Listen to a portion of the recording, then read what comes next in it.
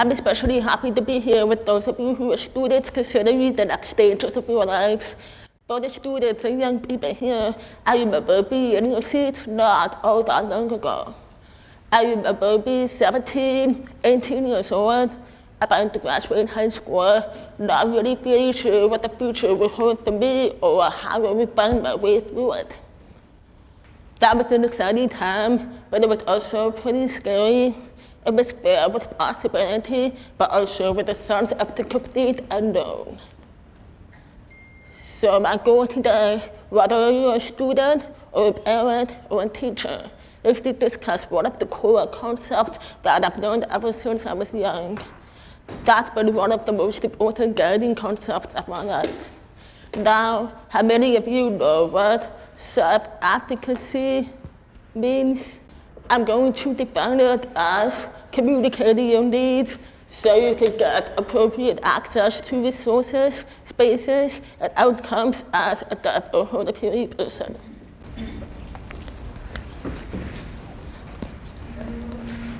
Advocate for yourself.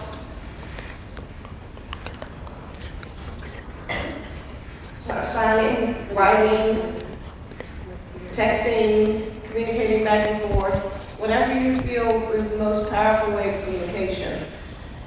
That's the choice of communication. It doesn't have to, one's not more important or less important than the other. The important thing is that people communicate with each other. And also to make sure that the communication is clear, to make sure that the student makes themselves understood. So at the beginning of the talk, I said talking and thinking at the same time. I can go either way, I can use both modes. But I'm also very comfortable with just using ASL right now. I enjoy turning my voice off and just using signs. And deaf people are also the same, particularly if they're with hearing people who can sign. That's important to recognize as well. Most of us live in the hearing world, so I myself find that there's certain things I can't do without. I don't want to fix my deafness, if you will. But regardless, I go back and forth between the two communities, the hearing world and the deaf world. And deciding which communication mode to use, really every person is going to be different in that. Now, self-advocacy is a skill that I and many of my other deaf friends have had to work to develop, but ultimately it derives from knowing your value as a person and knowing what you need. This helps you ensure that you have all the opportunities you deserve. I'm going to tell a recent story about the time that I had to do that. This is a little bit of a silly story. How many of you here, those of you who are deaf, use a vibrating bed clock to wake up in the morning? Oh, do you know what I'm talking about? I put up a picture. Like one of these sonic alert vibrating clocks that shake the bed, they scare everyone else in the room.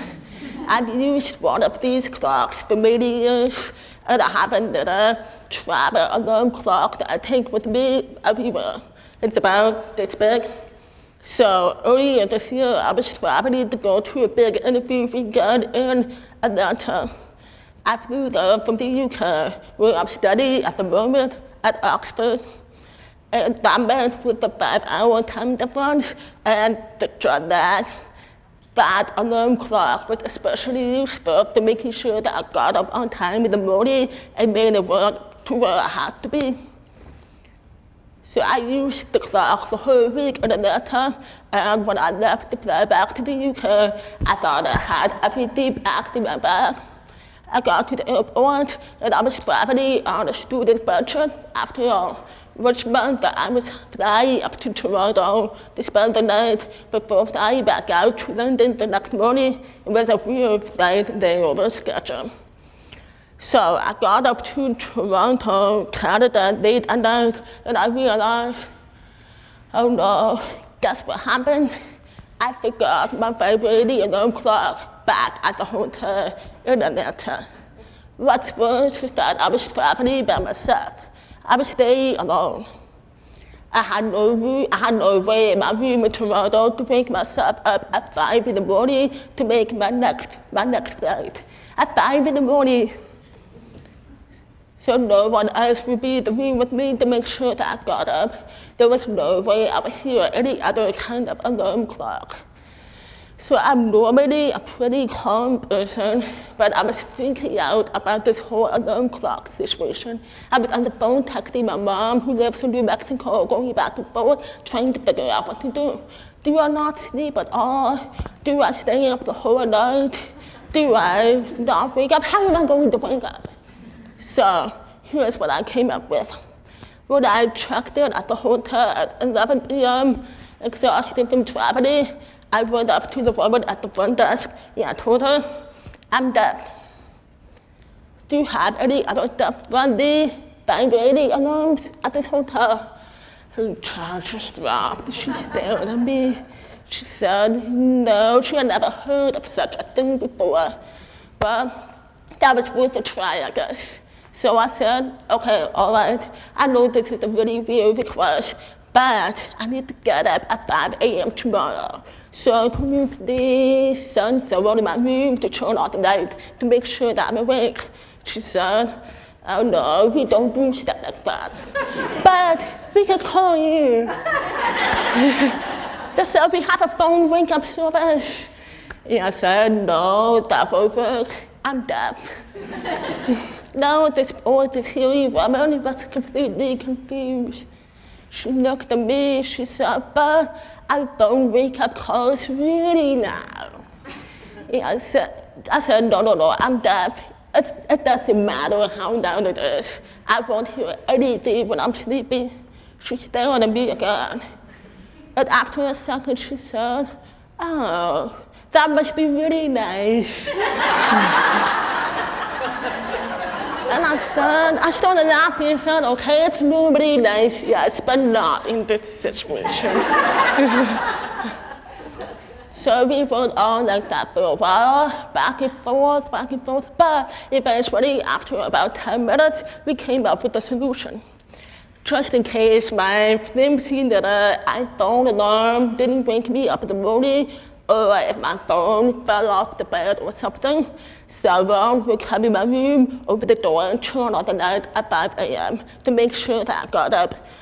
I had to go through an elaborate process to make sure that they were allowed to do that. I had to sign all kinds of legal release forms just to let them come in and turn on the light. It was a little bit absurd. I kept thinking the whole time, if I were a silly person traveling alone, if I got my alarm clock while on travel, that kind of thing would never be a big deal at all. The story ends well. I did wake up at 5 a.m. I did catch my early morning flight back to London, and when I got back, I bought a new alarm clock the next day. Now I'm going to Illinois about losing it again. I got here, looked at my bag, like, isn't there, do I have it? Yes, it's bad. But I want to make a larger point with this story. My point is, I made sure I got what I needed in that situation. That required a very clear process of advocating for myself and explaining what deafness means to the strange hairy woman in the middle of the night at a hotel in Canada. But it was either do that or miss my plane. Some situations make self-advocacy absolutely essential. For anyone who is deaf and hard of hearing, self-advocacy is essential. It's essential every day, not just a situation like that one, not just when I would be stuck in a foreign country if I don't advocate for myself. It's essential every day. I advocate for myself when I request interpreters for my classes and other events I go to at school. I advocate for myself when I teach my hearing friends how to communicate better with me. I advocate for myself when I request captions on movies, or when I ask for a written transcript or something like that, or when I let people know that visual communication is important. Self-advocacy is not always easy. It can be hard, it can be exhausting, it takes energy day in and day out, but it comes with the territory. And it can help ensure so many opportunities you deserve alongside of changing thinking in our schools, workplaces, and our culture to create more equality for deaf people. I'm much more comfortable with advocating for myself than I used to be, but that was a skill I had to learn. Here's a little bit of a contrast to show how far I've come in the last 3 years. When I was 16, I had another travel experience that went wrong for different reasons. I got stuck in the airport in Denver when I was traveling alone for the first time. My flight was canceled because of snow, and I had no idea what to do. I waited in the customer service line at the airport, and when I started talking with the airline representatives, I didn't know what to do. I got so worried because I couldn't understand what they were saying to me. I wasn't sure how to engage, and I felt overwhelmed in hours. To be honest, I think I cried several times that day.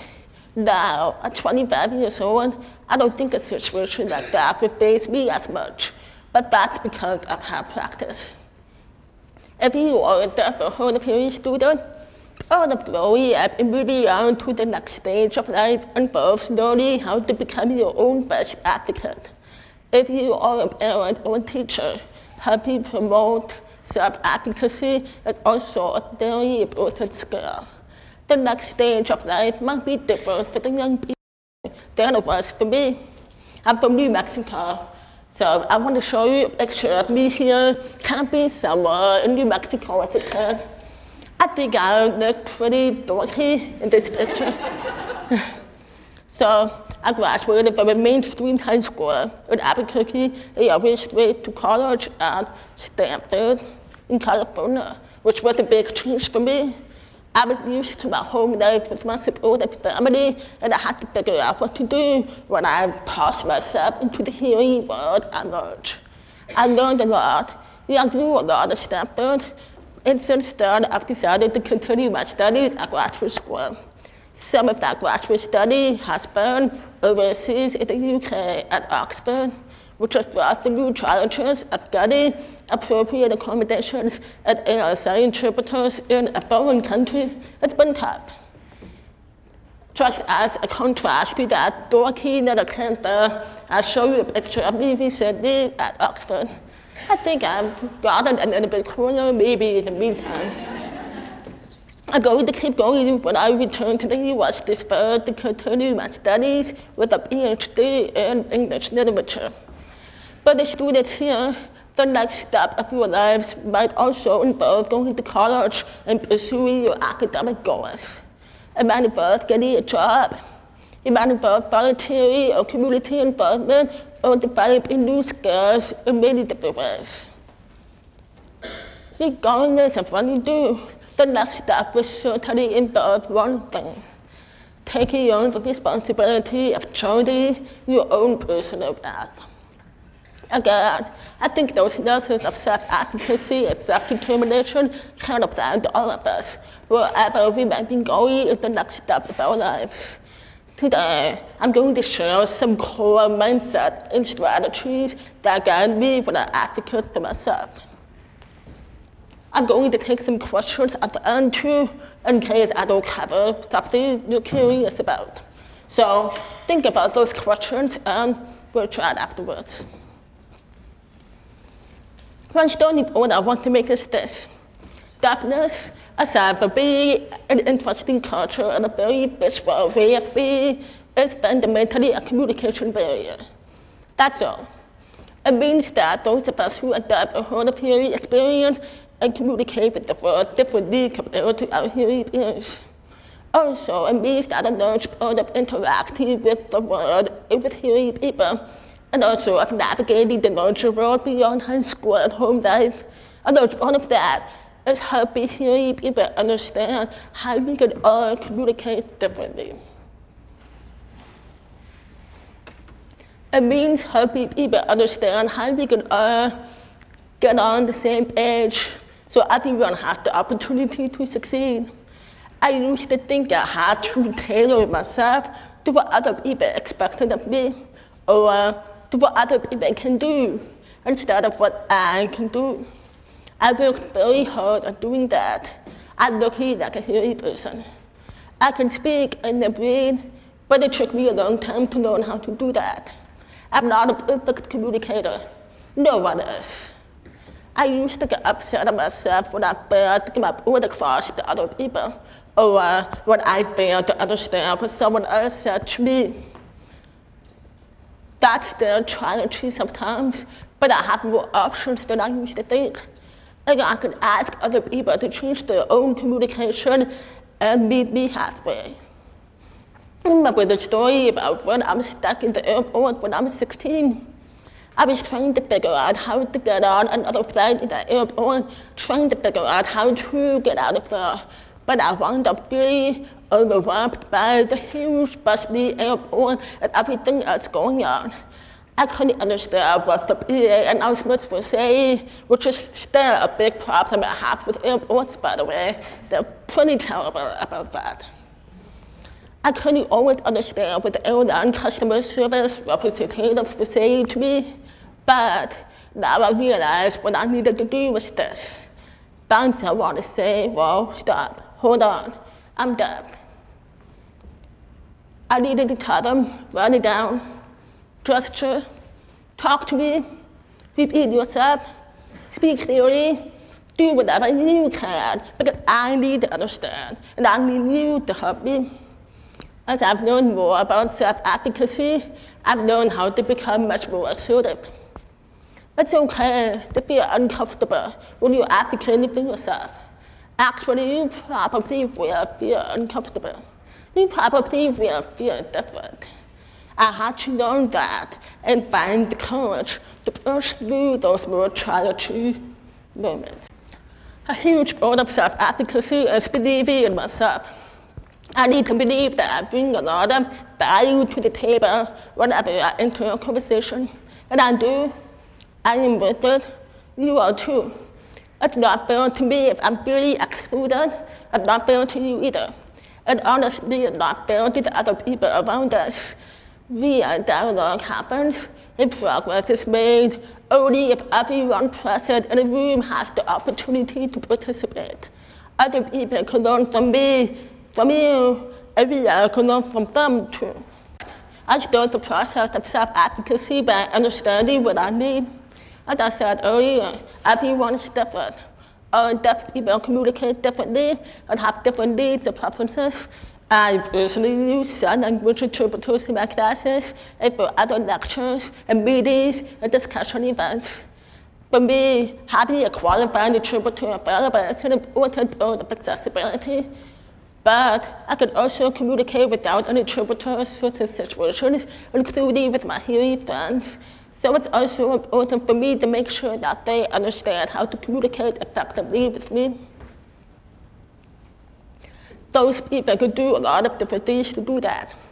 They can speak one at a time and more clearly so that I can breathe. We can go to a less distracting environment. They can maybe even learn a little bit of sign language. I can also think about other things that I need in other situations like captioning or note takers or other visual aids. Don't be afraid to experiment with a variety of resources to figure out what you need. Or if you're a parent or a teacher, don't be afraid to encourage your students to try a range of different things. Oftentimes, the best solutions arise after a little bit of trial and error. It's all a learning process, so never stop learning about yourself or learning about the people you work with. After I understand what I need, it's my responsibility to communicate that clearly to other people. The world doesn't have a lot of general awareness about deafness. Hearing people won't know how to provide their access if you don't tell them. You need to communicate with them through speaking or signing or writing or however you choose. To be honest, communicating what I need all the time is probably the hardest part of self-advocacy. It's hard because it's time-consuming. It's hard because I do it almost every day. It's hard because I start from square one with almost every person that I meet. But communicating your needs does become easier and more automatic the more often you do it. And there's something exciting about doing that too. When you communicate your needs, you become an ambassador for the deaf community. Maybe the person you interact with will go on in the future to meet another deaf person someday. And things will be easier for that deaf person there because of you. Or you also can become an ambassador for yourself. That could be empowering. For parents and teachers, don't be afraid to remind your students of their own power too. That's very important. So through this process of self-advocacy, I can let my self-belief carry through to a sense of self-determination. So what is self-determination? When I take a hold of self-determination, I am insisting on my own ability to chart my future path. I am taking my own power back into my own hands. I am telling the world, yes, I can do this, and yes, I will. So there are some times in so-called grown-up life where the world will try to tell you no. Some of the adults in the room, I know this. Sometimes it's because of the ignorance that hearing people can have about deafness as a disability or a so-called limitation. Sometimes it's because of barriers or lack of resources in the world around us. For example, when I was an undergraduate in college, I wanted to go study abroad at Oxford for one term. The disability office at Stanford wanted to help, but they were wary about the logistics and the expense of finding sign language interpreters abroad. I had to sit down with them and say, okay, look, any experience that is open to hearing students should be open to me too. And we talked about that, discussed it back and forth for a while, and it worked out. That was stressful, but I learned a lot from it. Another time, I had a summer internship at a federal church's office one summer. That was an unpaid internship, and they told me before I started, we're very sorry, but our office doesn't have the funds to pay for a sign language interpreter. That kind of thing can happen way too often in the real world. And it was tough, but we tried it and we set it up so I could sit and watch what the live court reporter was typing during the court hearings and trials. It wasn't perfect, but it was something. We worked it out. So young, motivated, committed, deaf people like you and me can keep working towards making situations like that better.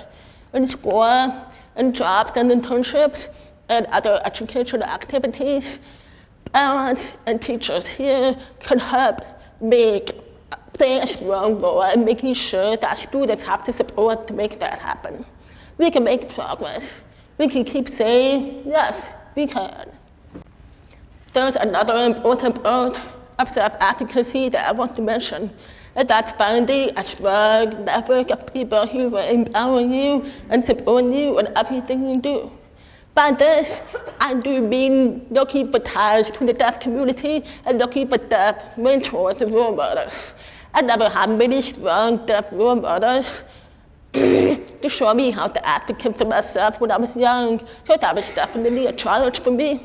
I grew up in a mainstream high school and went to a mainstream university, and that meant I had to figure out on my own what self-advocacy looked like.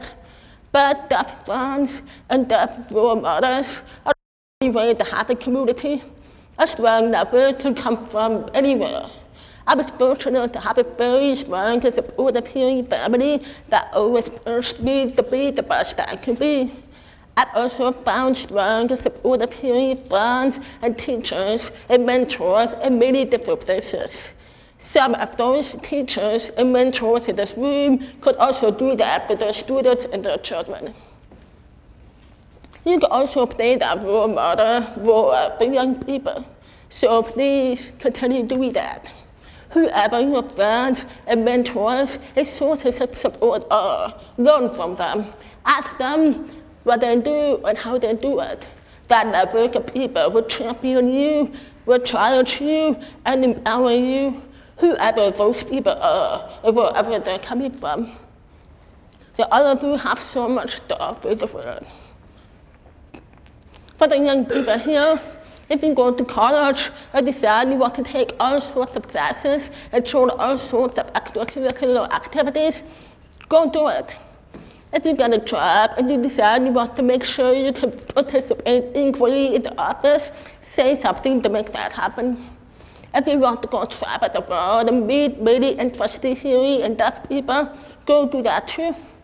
If you end up in a serious situation like me and realize that you've forgotten your alarm clock in the middle of the night at a hotel in Canada, well, roll up your sleeves and figure out a way to solve it. But the adults here never stop encouraging young people to embrace new challenges and positive experiences. All of you never stop trying to do all of those things because the insights and skills and unique experiences you bring to the world will help make it a better place, not just for you, but everyone else around you. So I'm about done with my thoughts. I'm ready to take questions. But I want to end with one last remark. While speaking again to the students in the room, I've got some good hearing friends at the moment who are learning ASL. We've had fun figuring out how to sing popular song lyrics by different artists. It's a win-win situation. They learn more about ASL, I learn more about music, and we all have a good time. So recently, we learned this one song by an American rock band called Journey, and those lyrics seem really relevant and appropriate for what I'm trying to say today. They go this way: don't stop believing, hold on to the feeling. I smile when I think about singing those lyrics with those friends who have become part of that strong support network I mentioned earlier. And I hope that message can resonate with all of you today. So don't stop believing. Hold on to that feeling. You can determine the path you take after high school and the rest of your life, regardless of what challenges and learning experiences life might toss in your way. Thank you very much.